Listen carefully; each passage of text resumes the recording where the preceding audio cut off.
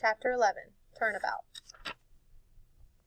Neither Wendell nor Lulu was around the following day. Mrs. Griffin said she'd seen them both before breakfast, and then they'd disappeared, so Harvey was left to his own devices. He tried not to think about what had happened the night before, but he couldn't help himself. Snatches of conversation kept coming back, and he puzzled over them all day long.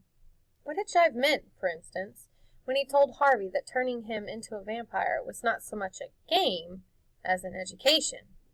What kind of lesson had he learned by jumping off a roof and scaring Wendell? And all that stuff about soul stealers and how they had to be served, what had that meant? Was it Mr. Hood that Jive had been speaking of, that great power they all had to serve? If Hood was somewhere in the house, why hadn't anyone, Lulu, Wendell, or himself, encountered him? Harvey had quizzed his friends about Hood, and had the same story from them both. They'd heard no footfalls, no whispers, no laughter. If Mr. Hood was indeed here, where was he hiding, and why? So many questions, so few answers. And then, as if these mysteries weren't enough, another came along to vex him. In the late afternoon, lounging in the shade of the tree house, he heard a yell of frustration and peered through the leaves to see Wendell racing across the lawn. He was dressed in a windbreaker and boots, even though it was sweltering hot, and he was stamping around like a madman. Harvey shouted to him, but his call went either unheard or ignored, so he climbed down and pursued Wendell around the side of the house. He found him in the orchard, red-faced and sweaty. "What's going on?" he said. "I can't get out," Wendell said, grinding a half-rotted apple underfoot. "I want to leave, Harvey, but there's no way out." "Of course there is. I've been trying for hours and hours, and I tell you the mist keeps sending me back the way I came." "Hey, calm down." "I want to go home, Harvey," Wendell said, close to tears now. "Last night was too much for me. That thing came after my blood. I know you don't believe me." "I do," said Harvey. "Honest, I do." "You do?" "For sure." "Well, then maybe you should leave too, because if I go, it'll come after you." "I don't think so," said Harvey. "I've been kidding myself about this place," Wendell said. "It's dangerous." "Oh, yeah, I know it seems like everything's perfect, but—" Harvey interrupted him. "Maybe you should keep your voice down," he said. "We should talk about this quietly, in private." "Like where?" said Wendell, wide-eyed. "The whole place is watching us and listening to us. Don't you feel it?" "Why would it do that?" "I don't know," Wendell snapped. "But last night I thought, if I don't leave, I'm going to die here. I'll just disappear one night or go crazy like Lulu." He dropped his voice to a whisper. "We're not the first, you know.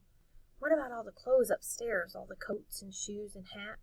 They belong to kids like us." Harvey shuddered. Had he played trick-or-treat in a murdered boy's shoes? "I want to get out of here," Wendell said, tears running down his face. "But there's no way out." "If there's a way in, there must be a way out," Harvey reasoned.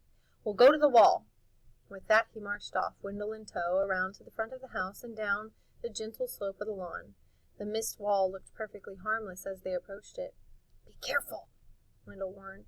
"It got some tricks up its sleeve."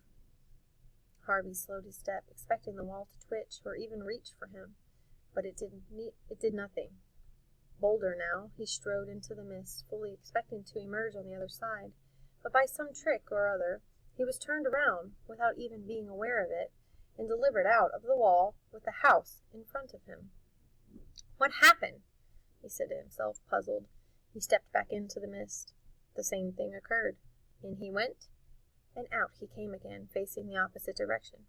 He tried again, and again, and again, but the same trick was worked upon him every time, until Harvey was as frustrated as Wendell had been a half-hour before. "Now do you believe me?" Wendell said. "Yep." "So what do we do?" "Well, we don't yell about it," Harvey whispered. "We just get on with the day. Pretend we've given up leaving. I'm going to do a little looking around." He began his investigations as soon as they got back into the house, by going in search of Lulu. Her bedroom door was closed. He knocked, then called her. There was no reply, so he tried the handle. The door was unlocked. "Lulu?" he called. "It's Harvey." She wasn't there, but he was relieved to see that her bed had been slept in, and that she'd apparently been playing with her pets recently. The doors to the dollhouse were open, and the lizards were everywhere underfoot. There was one strangeness, however. The sound of running water led him through to the bathroom, where he found the bath full, almost to brimming, and Lulu's clothes scattered in the puddles on the tile. "Have you seen Lulu?" he asked Mrs. Griffin when he got downstairs. "Not in the last few hours," she replied. "She's been keeping to herself." Mrs. Griffin looked hard at Harvey. "I wouldn't pay too much mind if I were you, child," she said. "Mr. Hood doesn't like inquisitive guests." "I was only wondering where she'd got to," Harvey said. Mrs. Griffin frowned, her tongue working against her pale cheek as though it wanted to speak but didn't dare. "Anyway," Harvey went on, deliberately goading Mrs. Griffin, "I don't believe Mr. Hood exists." "Now you be careful," she said, her voice and frown deepening. "You don't want to talk about Mr. Hood that way." "I've been here days and days," Harvey said, realizing as he spoke that he'd lost count of his time in the house. "And I haven't seen him once. Where is he?" And Mrs. Griffin came to Harvey with her hands raised, and for a moment he thought she was going to strike him. But instead she took hold of his shoulders and shook him. "Please, child," she said, "be content with what you know. You're here to enjoy yourself for a little time, and child, it's such a little time. It flies by. Oh, Lord, how it flies." "Just a few weeks," Harvey said. "I'm not going to stay here forever." Now it was he who stared at her. "Or am I?" he said. "Stop," she told him. "You think I am here forever, don't you?" he said, shaking off her grip. "What is this place, Mrs. Griffin? Is this some kind of prison?" She shook her head. "Don't tell me lies," he said. "It's stupid. We're locked up in here, aren't we?" Now, though she was shaking with fear from head to foot, she dared to make a tiny nod of her head. "All of us?" he asked again, and she nodded. "You too?" "Yes," she whispered. "Me too. And there's no way out. Believe me, if you try to escape again, Karna will come after you." "Karna?" he said, remembering the name from the conversation between Jive and Mar. "He's up there," Mrs. Griffin said, "on the roof. That's where the four of them live. Rictus, Mar, Karna, and Jive?" "You know." "I've met them all but Karna." "Pray you never do," said Mrs. Griffin. "Now listen to me, Harvey. I've seen many children come and go through this house. Some of them foolish, some of them selfish, some sweet, some brave, but you are one of the brightest souls I have ever set eyes on. I want you to take what joy you can from being here. Use the hours well, because they'll be fewer than you think." Harvey listened patiently to this. Then, when she finished, he said, "I still want to meet Mr. Hood." "Mr. Hood is dead," Mrs. Griffin said, exasperated by his persistence. "Dead? You swear?" "I swear," she replied. "On the grave of my poor Clue Cat, I swear. Mr. Hood is dead, so don't ask about him ever again."